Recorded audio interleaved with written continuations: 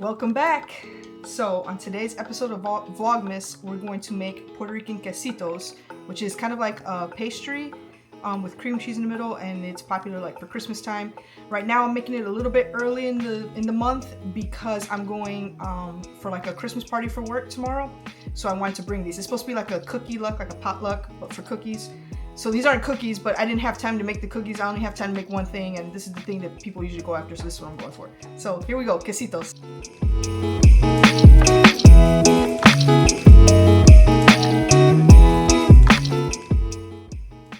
Okay, to start off, we have to preheat the oven to 400. So next we're going to start adding our ingredients for the filling into the mixer. We need 4 tablespoons of sugar, just regular granulated sugar. We need vanilla extract, 1 1/4 tablespoon, or teaspoon, not a tablespoon, teaspoon.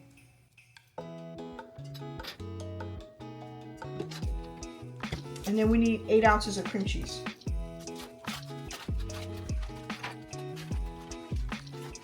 It makes it a lot easier if your cream cheese is softened. I didn't take mine out of the fridge early enough, so here we go.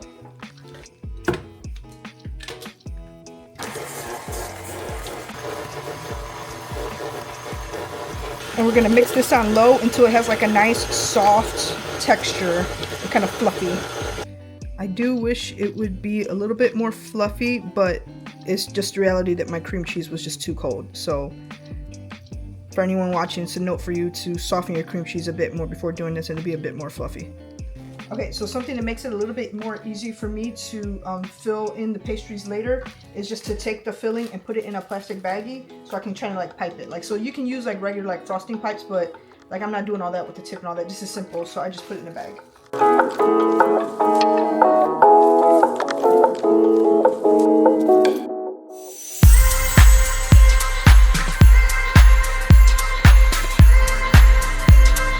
So now that I have it in the bag, I'm just gonna take the opposite corner. I always try and put it all in one corner, and then the opposite corner, just use some scissors and cut a little bit off the tip so that you can like squeeze it out afterwards. So what you're gonna use for these is puff pastry. I get the Pepperidge Farm puff pastry. I just get it from Walmart in the freezer section. And there's always 2 in the box. So this recipe, for the most part, can fill up both of these 2. So 1 box. So I let it defrost for a while on the counter, and then now I can open it up like this, take the little papers out for both, and then what you want to do is cut it. So I always cut it with a pizza roller because it just makes it so much easier. So you just want to cut it in 9 squares. So like 2 going this way, and just do it right there on the folds too. This is the easiest one. And then it's never going to be, it's not an exact like square, so it's never going to be exactly equal, but that's okay. And then just on this way.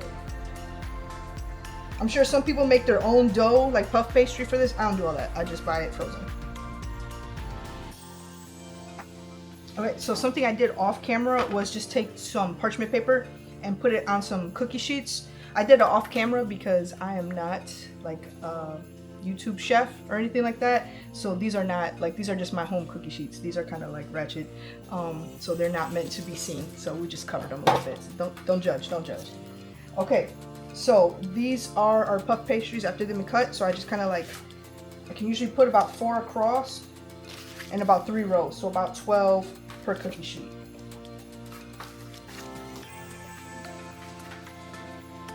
And then if I could put them, like if they're, again, they're like more rectangles, they're not really squares. So if I put them like landscape, like wider this way, it kind of works. Like see this one, I'll turn it.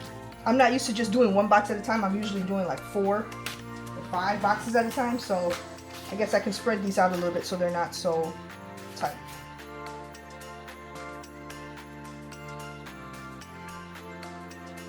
Okay, so now is the trickiest part of the whole thing. We need egg whites. So here's an egg. Open it up. Okay, so we just need to get rid of like the yolk. Easiest way to do so is to take an empty water bottle, squeeze it, put it right on top of the yolk, and then let go so it can like, there's still water in there. Let go so it can like vacuum it right up into the water bottle.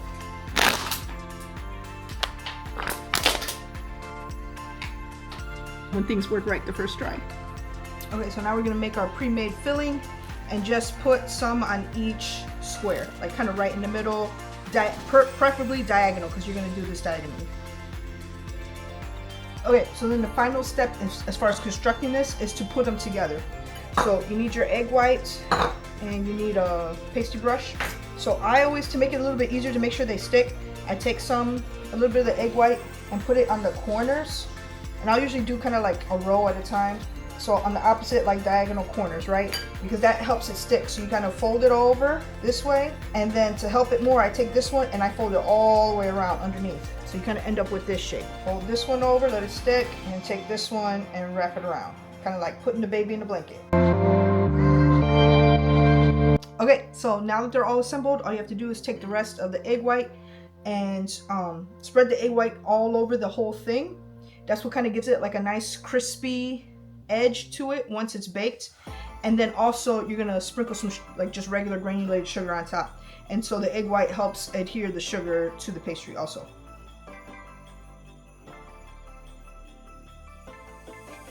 Okay, all ready to go into the oven, 400 degrees for about 11 to 12 minutes.